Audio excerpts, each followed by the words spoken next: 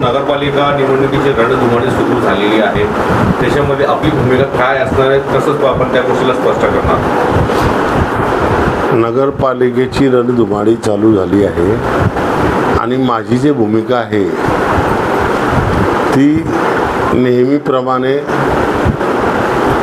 जोरदारच राहणार आहे. कारण यावेळेस भुसावळ शहर हेच आम्ही टार्गेट केलेलं आहे आणि भुसावळ शहरातच पूर्ण लक्ष देऊन नगरपालिकेवर राष्ट्रवादी काँग्रेस शरदचंद्रजी पवार पक्षाचा झेंडा फडकवायचा आहे, अशी आमची भूमिका आहे. भाऊ, जसं की आता या वेळेला बरेचसे युवक पुढे येत आहेत, सुशिक्षित युवक आहेत, चांगले युवक आहेत, जे समाज क्षेत्रामध्ये अनेक वर्षापासून काम करत आहेत, त्यांच्यासाठी आपण काय संधी उपलब्ध करून दिली? युवकांसाठी जवळजवळ 70% तिकीटं जी आहेत ते युवकांसाठी दिले जाणार आहेत आणि त्या युवकांसाठी दिले जाणार आहेत की ते जनतेसाठी भांडून काम करून घ्यायची ताकद ठेवतील, नगरपालिकेकडनं काम करून आणि चांगल्या क्वालिटीचं काम करून घ्यायची ताकद ठेवतील, अशा युवकांना मोठ्या प्रमाणात संधी देणार आहोत. जे ठेकेदारीच्या हिशोबाने जे नगरपालिकेत जातात त्यांना सोडून त्या ठिकाणी आम्ही युवकांना संधी देणार आहोत. जसं की भुसावळमध्ये दोनच म्हणजे जे आहेत पक्ष सर्व मजबूत मानलं जातं. सर्वप्रथम तर तुम्हाला सर्वप्रथम स्थानावर ठेवलं जातं की सगळ्यात पहिले संतोष भाऊकडनं सगळ्या गोष्टी फायनल करून घ्यायची आहेत, पण मात्र काही गोष्टी तुम्ही जे कार्यकर्त्यापर्यंत समजा तिकीट त्यांना मिळालं नाही आणि ते तुम्हाला त्याची नाराज होत आहेत, त्यांना कसं आपण हँडल करणार आहे त्यावेळेला? नाही, कार्यकर्त्यांना माहिती आहे की सीट्स 50 आहे आणि 500 लोक मागतील तर सीट तर 50च दिल्या जातील. मग 450 कार्यकर्त्यांना कसं ॲडजस्ट करायचं त्याची कल्पना मला आहे. त्याच्यामुळे त्यांना पुढील भविष्यात कुठे ना कुठे आम्ही सांभाळून घेणार आणि कशा पद्धतीने सांभाळायचं, त्यांना पदं द्यायची, चांगली जी काही पदं देता येतील ती आम्ही देतो. कारण सामान्य कार्यकर्त्यांना मोठं करायचं काम आम्ही केलं, आजही करतोय आणि उद्याही करू, त्याच्यामध्ये आमचा बदल होणार नाही. असा एक प्रश्न अजून पडलेला आहे भाऊ, जसं की आपण सगळ्यांना माहितीच आहे की निवडणूक एकदम 28 दिवसाची आचारसंहिता यावेळी पहिल्यांदा आलेली आहे. त्याच्यामध्ये फॉर्म भरणे आहे, माघार घेणं आहे, त्यांनी मात्र आपल्याला शेवटचे 4 दिवस 5 दिवस प्रचाराला भेटत आहे. ते कसे रणनीती आखणार आहेत, कसं त्याच्यावर काम करणार आहेत? आता कसं आहे,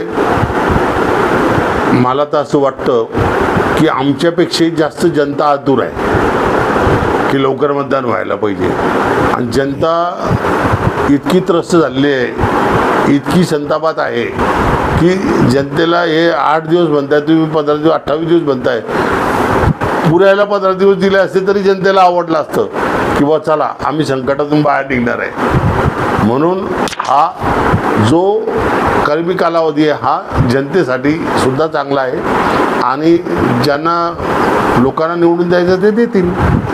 तो आपको पता है कि अभी आज जो मौजूदा सरकार जैसे बीजेपी, उन्होंने भुसावल शहर में 2 चित्र बना के रखे. एक जो भाग है, एक विकास का भाग है और एक ऐसा एरिया है माइनॉरिटी का जहाँ पे विकास नहीं हुआ. अगर आप नगर पालिका इसमें सफल होते इस चुनाव में तो आपका काम कैसा रहेगा?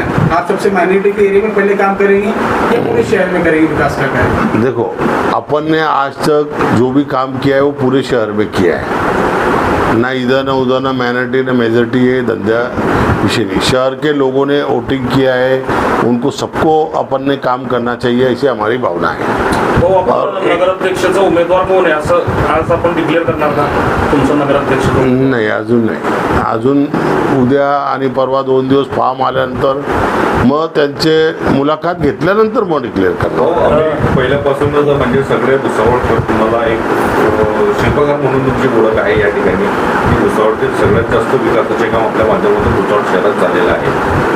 तर आपल्यासाठी सत्ता आवश्यक आहे का विकासासाठी, किंवा इतर कोणत्या कामासाठी सत्ताच पाहिजे का, किंवा फक्त संतोष भाऊचं नाव जिथे आले त्या ठिकाणी कामं होतील अशी लोकांची इच्छा आहे, पण भाऊ या ठिकाणी दिसून येत नाहीये संतोष भाऊ? भुसावळचा विकास करण्यासाठी भुसावळ नगरपालिकेची सत्ता असलीच पाहिजे, त्याच्याशिवाय विकासच होऊ शकत नाही.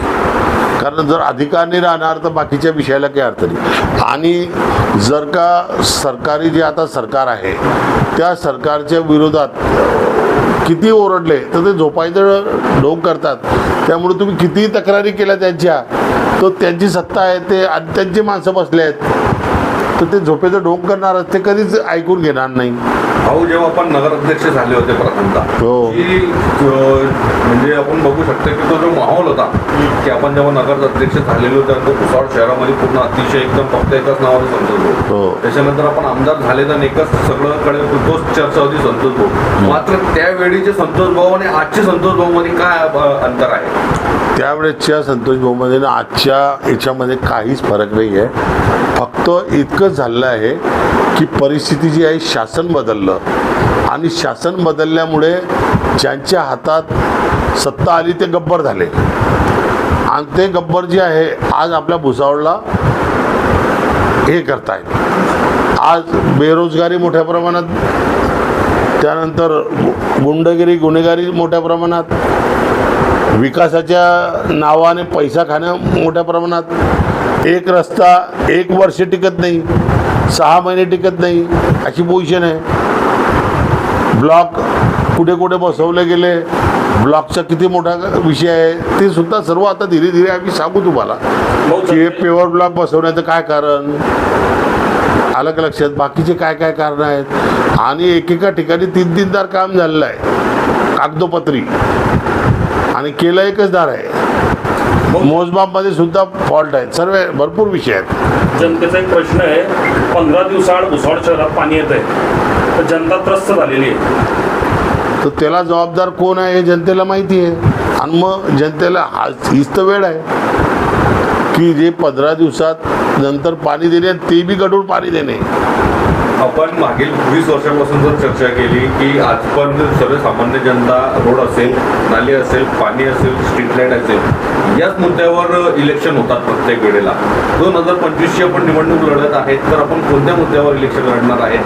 आपण रोड बनवणार, नाली बनवणार, सगळ्यांचेच या ठिकाणी आश्वासन असतात. या मात्र आपलं काय विकासाचं धोरण आहे याच्यामध्ये? आता आमचं जे विकासाचं धोरण आहे ते आम्ही आता जाहीर सभेमध्ये डिक्लेअर करू ना. आज जर डिक्लेअर केलं तर समोरच्यांना त्याची संधी मिळेल आणि ते तुम्हाला माहिती आहे शेवटी आमच्याच पावलावर पाऊल ठेवून पैदा झाले आहेत. आलं लक्षात, बाकीचा विषय नाही आहे, म्हणून थोडं शांततेने देऊ सर्व.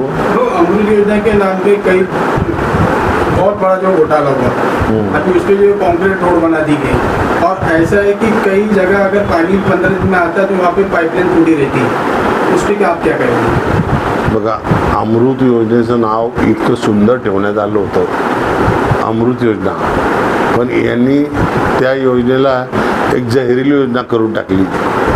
पाण्याच्या टाक्यांच्या संदर्भात परिस्थिती जाऊन बघा, पाईपलाईनच्या संदर्भात जाऊन बघा, काय काय होते. खूप मोठ्या प्रमाणात भ्रष्टाचार बोकाळलेला आहे आणि हा भ्रष्टाचार जोपर्यंत नगरपालिकेची सत्ता चांगल्या माणसांच्या हाती देणार नाही तोपर्यंत हा भ्रष्टाचार बंद होऊ शकत नाही. आणि त्यामध्ये विकास म्हणजे काय, नुसते ठेकेदारीसाठी रस्ते गटरी करणे आणि बोगस बिलं बनवणे हा विकास नाही आहे. विकास सर्व दृष्टिकोनातून झाला पाहिजे.